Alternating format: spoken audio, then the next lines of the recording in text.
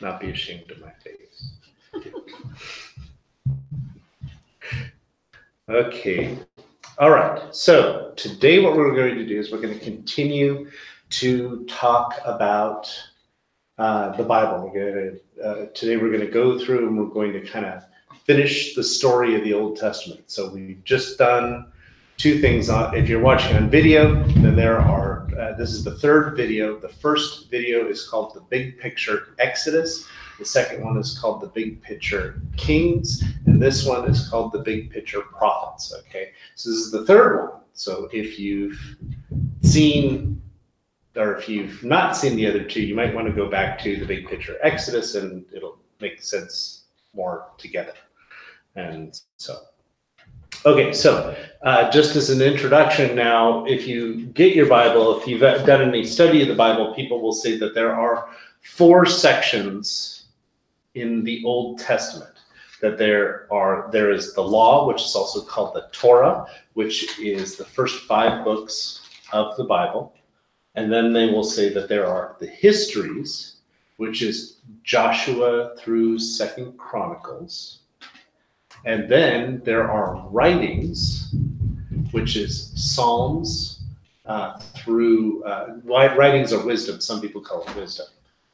So there's wisdom books, which are Psalms, which are mostly songs, and Proverbs, which are mostly Proverbs. And then you've got Ecclesiastes and Song of Solomon. Yeah, Song of Solomon and Job.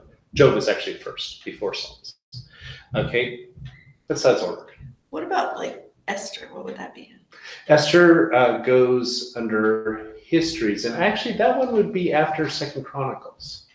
Yeah, so I skipped out on that one. So it would end. So history would end with Esther. Ruth is also under history, right in between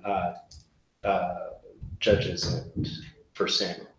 And then the last section would be prophets, and prophets would begin with the major prophets like Isaiah and Jeremiah and Ezekiel, and then go to the minor prophets, and they're called minor prophets because they're short. The major prophets have got long. They've got a lot of chapters in them. So like Isaiah, which is the longest one. No, actually Jeremiah is technically longer, but Isaiah's got more chapters, and that has 66 chapters and all that. While the smaller ones tend to be from 1 chapter to 12 chapters. You get some really short books in the minor prophets. You get some that are just like 12 verses. And that's the whole book. And then you've got some that are a bit longer, like Hosea or Zechariah, which have 12 chapters in them. But they're still really short, so they're called minor prophets. And that ends, so that begins with Isaiah and ends with Malachi. Zechariah is a minor prophet? Zechariah is a minor prophet, yeah. Wow. I had no idea. There's a lot of good stuff in Zechariah, though. I kind of think of Zechariah. And he wasn't a minor prophet. I think of Zechariah as kind of a mini Ezekiel because he had really strange visions. Anyway, so, but if you go to the Hebrew Bible, they have it organized differently. They only have 3 sections. And so they have first Torah, just like what we've got, so the first 5 books. And then they have what they call prophets. But most of the books that we call prophets, most of the books that we call history, they include in prophets. So that includes Joshua, Judges, 1st and 2nd Samuel, 1st and 2nd Kings. Those are all in the prophets.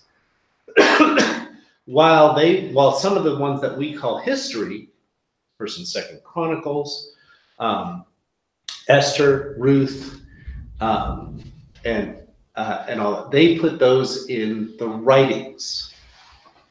They put those in the last section, which is the writings, which begins with Psalms, but also has Job and the other wisdom books and all that. So the prophets actually contain some of the history plus, anyway, it's complicated. All I'm saying is that the organization is different. So if you read anywhere, and actually Jesus used this phrase,